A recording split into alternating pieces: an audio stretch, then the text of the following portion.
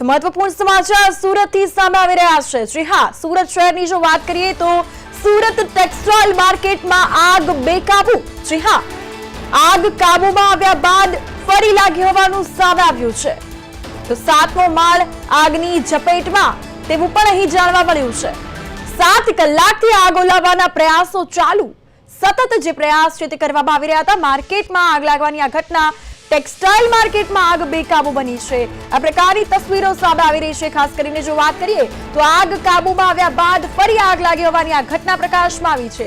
સુરત શહેરની આ ઘટના આપ સીધી તસવીરો ટીવી સ્ક્રીન પર જોઈ શકો છો કે જ્યાં ફાયર બ્રિગેડની ટીમ પણ ઘટના સ્થળ પર પહોંચી છે અને 7 કલાકથી આગ ઓલવવાના પ્રયાસો ચાલુ છે। આ સાથે જો વાત કરવામાં આવે તો 7 કલાકથી આગ ઓલવવાના સતત પ્રયાસ ચાલુ છે। માર્કેટમાં 10 થી 12 કરોડના કાપડનો જથ્થો હોવાનું અનુમાન છે। આપ જોઈ શકો છો સીધી તસવીરો, સુરત શહેરથી સીધી તસવીરો અમે આપને બતાવી રહ્યા છીએ કે જ્યાં ટેક્સટાઇલ માર્કેટમાં આગ લાગવાની આ ઘટના અને આગ જે છે તેને વિકરાળ સ્વરૂપ ધારણ કર્યું છે। 7મા માળે આગ પ્રસરી હોવાની આ ઘટના પ્રકાશમાં આવી છે। આ સાથે ફાયર બ્રિગેડની ટીમ સતત કામગીરી કરી રહી છે। આગ ઓલવવાના, આગ બુઝાવવાના સતત પ્રયાસ ચાલુ છે। ટેક્સટાઇલ માર્કેટમાં આગ બેકાબુ બની છે। 7મા માળે આગ લાગી હોવાના દ્રશ્યો કે આગ પર કાબુ મેળવવા માટે જે મુશ્કેલી પડી રહી છે, આપ દ્રશ્યો જોઈ શકો છો કે જ્યાં ધુમાડાના ગોટે ગોટા દૂર દૂર સુધી ફેલાયેલા જોવા મળે છે અને સતત હાલ આગ ઓલવવાના, આગ બુઝાવવાના પ્રયાસો ચાલુ છે। સુરત ટેક્સટાઇલ માર્કેટમાં આગની આ ઘટના કે જ્યાં કાપડના જથ્થામાં આગ લાગવાની આ ઘટના કે 10 થી 12 કરોડ રૂપિયાથી વધુનું નુકસાન તેવું અનુમાન લગાવી શકાય એટલો કાપડનો જથ્થો હોવાનું સામે આવ્યું છે કે જ્યાં ટેક્સટાઇલ માર્કેટમાં આગ બેકાબુ બની છે। સીધી તસવીરો આપ ટીવી સ્ક્રીન પર જોઈ શકો છો। 7મો માળ, આખો જે 7મો માળ છે તે આગની ચપેટમાં આવી ગયો છે। આગ પર કાબુ મેળવવા માટે હાલ સતત પ્રયાસ ચાલુ છે। ફાયર બ્રિગેડની ટીમ ત્યાં પહોંચી ગઈ છે અને સતત કાર્યવાહી કામગીરી ચાલુ છે। તો આ સાથે વધુ માહિતી માટે સુરતથી મારા સંવાદદાતા અરવિંદ રાઠોડ લાઈવ જોડાઈ ગયા છે।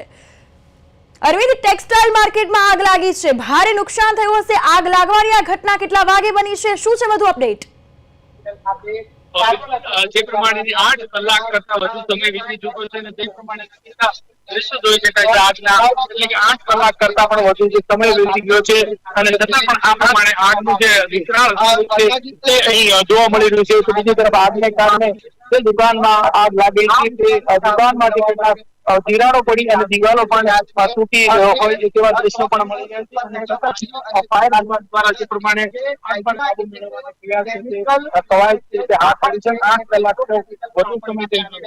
આ પ્રમાણેની તસવીરો સીધી જોઈ શકાય છે જે રીતના ટેક્સટાઇલ માર્કેટની આગ એટલે બેકાબુ થયેલી છે અને ત્યારે આ રીતે વિકરાળ સ્વરૂપ છે તે આગમાં અત્યારે પણ દેખાય આગની આપણી તસવીરો જોઈ શકાય છે। તે મુજબના દ્રશ્યો અહીં જોવા મળે છે।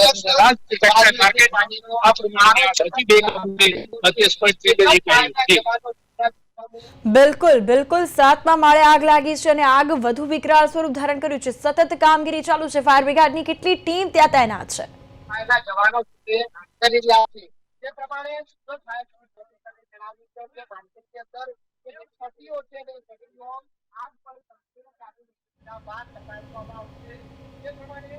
અરવિંદ, આપ સુધી મારો અવાજ પહોંચી રહ્યો છે?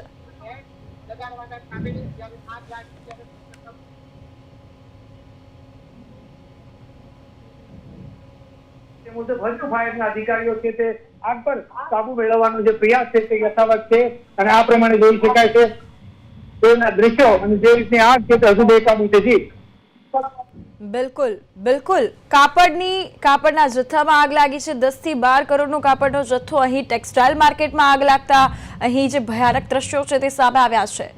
કેટલું નુકસાન, તેનું કોઈ અનુમાન, કઈ વિગતો? જે રીતે આ આગની ઘટનામાં છે તે કહી શકાય તે મુજબ કે આમાં કરોડોનું નુકસાન થયાની આશંકા છે તે કહી શકાય।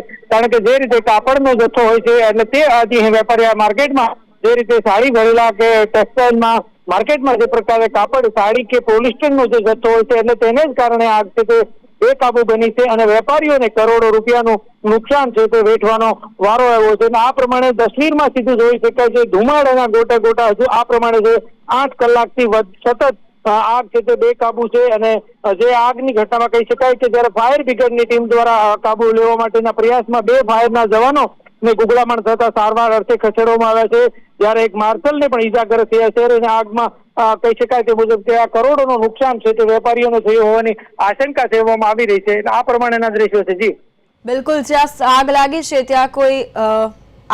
છે ત્યાં કોઈ વ્યક્તિ ઉપસ્થિત હતા કે કોઈ જાનહાનિના અહેવાલ કે તેને લઈને કોઈ અપડેટ? કોઈ જાનહાનિના સમાચાર નથી. પરંતુ આ 3 લોકો જે ઘાયલ થઈ ચૂક્યા છે. ગુગળામણ ખાતે ઘણા કારણે ઈજાગ્રસ્ત થયા છે. પરંતુ એ રીતના દ્રશ્યો બને છે આ છે તે સમસ્યા લોકોને કારણે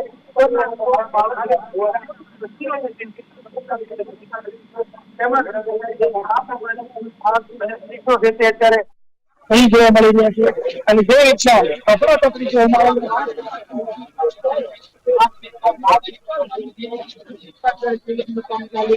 ત્યારબાદ ફરી એકવાર વિકરાળ સ્વરૂપ ધારણ કર્યું હતું. આ પ્રમાણે જોઈ શકાય છે તસવીરમાં હજી પણ આગ છે તે કાબુમાં નથી આવી અને આગના છે ત્યાં દ્રશ્યો આપણે જોઈ શકીએ છીએ. તો બીજું બધું આર્મીના જવાનો પણ સવારથી રગડે પગે અને જે રીતે જીવના જોખમે આગ પર કાબુ મેળવવાના પ્રયાસ છે તે કરી રહ્યા છે. બિલકુલ અરવિંદ, આ વિશે સતત અપડેટ આપની પાસેથી અમે લેતા રહીશું. હાલ તમામ માહિતી બદલ આપનો આભાર.